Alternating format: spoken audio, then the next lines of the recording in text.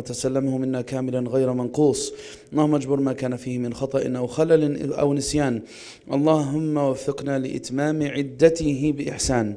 اللهم وفقنا لموافقة ليلة القدر بذنب مغفور وسعي مشكور وتجارة رابحة لن تبور.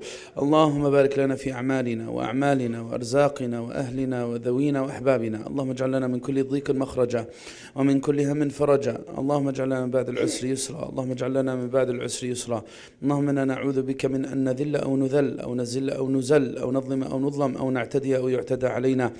هيئ لنا من أمرنا رشدا واجعل معونتك العظمى لنا مددا. اللهم اختم لنا بخير أجمعين والحقنا بالصالحين واجعلنا من ورثة جناتك جنات النعيم يا أرحم الراحمين. آمين آمين. وآخر دعوانا الحمد لله رب العالمين. أما بعد, it's the 13th night of Ramadan and the 12th day just finished, and we ask Allah subhanahu wa ta'ala to accept it. We're coming close to the halfway point in Ramadan. In 2 more nights, we will be halfway done with this blessed month. And as Ramadan always does, it quickly comes and goes by and leaves behind it many blessings and hopefully acceptance, forgiveness, and rahmah and mercy from Allah Azza wa Jal. And we ask Allah subhanahu wa ta'ala to bless us to witness many more Ramadans through our lifetime. Allahumma ameen. The hadith that we have for tonight, brothers and sisters, is one of the most important foundational hadiths in the 40 Nawawis. And that is the hadith about haya. It says, عن أبي مسعود عقبة بن عامر الأنصاري البدري رضي الله عنه قال قال رسول الله صلى الله عليه وسلم إن مما أدرك الناس من كلام النبوة الأولى إذا لم تستحي فاصنع ما شئت. The Prophet sallallahu alaihi wasallam teaches us one of the principles that's always been taught by prophets from the beginning. And that's why he says that which people understood from prophethood, from the very first generations, is if you do not have haya, then do as you may. If you do not have haya, then do as you may. Haya is one of the very, very important characteristics of the believer, especially considering that the Prophet ﷺ mentioned it as a khuluq that distinguishes the character of Ummat Muhammad ﷺ. The Prophet ﷺ says, Inna likulli ummatin khuluq wa khuluqu ummati al-haya. Every ummah has its distinguishing characteristics, and the distinguishing characteristic of Islam and of the believers is haya, modesty. What is haya? Haya entails a great deal of things. It is much more than shyness. Shyness is a human attribute that that causes a sense of shame. They say it's تغير وانكسار يعتري المرء عند فعل ما يعاب به.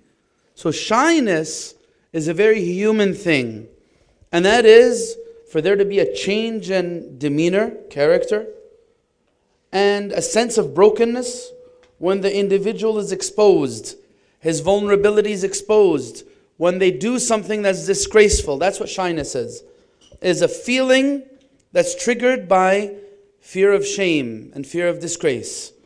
But haya and modesty as a concept is much more than mere shyness. Haya is one of the matters of virtue, and shyness, when it exceeds its bounds, can actually be something that's deficient. When shyness goes way beyond its bounds, it could be almost likened to a severe character flaw that causes a person to be unable to function, to exhibit some sense of antisocial behavior. So shyness could actually be really negative. But haya is always positive. Shyness could be negative.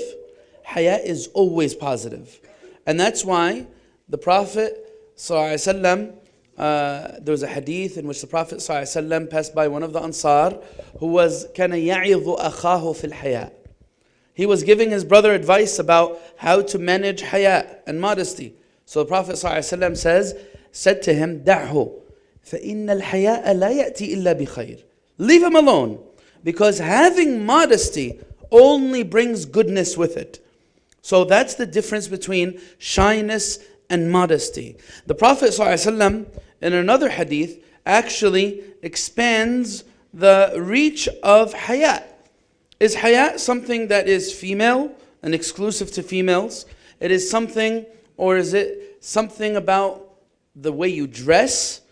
No, it's something more than that. It may include aspects of this, but the Prophet ﷺ tells us, if you really want to have true haya from Allah, then what do you have to have? أن تحفظ الرأس وما حوى أن تحفظ البطن وما حوى وأن تحفظ الرأس وما وعى وأن تخاف الموت والبلى. Prophet, فإذا فعلت ذلك فقد استحييت من الله حق الحياء. Prophet ﷺ says, you want to have true haya? That's going to mean that you need to be very mindful of what you consume, what you put in your body. Al-batna wa ma hawa, what it contains, everything that's contained within you, and everything that your mind processes. Wal-ra'sa wa ma wa'a, how you process things and view things and manage things and deal with things. All that's relating to haya. And for you to be cognizant and aware of death and of your body withering away in the ground. If you're aware of this, then you're going to have true modesty from Allah. Before we stop for adhan, how do I understand this hadith? إِذَا لَمْ تَسْتَحِي فَاصْنَعْ مَا شِئْتَ. If you don't have haya, then do as you may. What does that mean? They say that there's three ways to interpret this. The first one is, this فَاصْنَعْ مَا شِئْتَ means أمر بمعنى التهديد والوعيد. فكأنه صلى الله عليه وسلم يقول إذا لم يكن عندك حياء فاعمل ما شئت فإن الله سيجازيك أشد الجزاء. One way to understand it is that this is a threat. The Prophet ﷺ is saying, if you don't have modesty, then go ahead. Do what you want. You're going to be held accountable for everything you do to the fullest. So this is one way to understand it. Another way to understand it, it's أمر بمعنى الخبر. And that means, what does it mean? ويصبح معنى الحديث أن من لم يستحي صنع ما شاء فإن المانع من فعل القبائح هو الحياء. This second meaning says, فاصنع ما شئت, do as you may, is a statement of fact. Meaning that if you don't have modesty, there's nothing that's going to stop you from crossing every boundary. That's why one of the best decisions you could make in life is to deal with someone who's very modest in their etiquette. And one of the best things you could do in your life is to run for the high hills from someone who has no sense of shame and has no modesty whatsoever. Someone who's willing to cross boundaries with, regardless of who that person may be, is someone you don't want to deal with. That's why we say one of the best signs of who you should allow to marry your daughter, look at how he's dealing with his mother or father. If he crosses the boundaries of those whom Allah has obligated him to show reverence to, if he's violating the honor of his parents, he's someone who's definitely going to violate the honor of your daughter tomorrow. Right? Don't deal with people who don't have boundaries. The worst decision you could possibly make. The third meaning, and I'll conclude with it, it's أمر بمعنى الإباحة. فكأن معناه إذا أنت لم تستحي من صنيع أمر أو فعله لا من الله ولا من الناس فافعله فإنه مباح. This is appealing to someone with a sound fitra, someone whose conscience is in the right place. If you want to know that what you're about to do is okay to do or not, then see, is there something bothering you about doing it in your heart or not? If there's something that's triggering a sense of shame, like you know that there's a voice in the back of your head saying, this doesn't really feel right, this feels wrong, then that's a sign that you shouldn't do it. And if you don't feel that, and you have a proper fitrah, then that means it's a sign. Go ahead. It's meaning, in other words, haya, modesty, is the believer's barometer. It helps the believer decide, what position should I put myself in? Who should I engage with?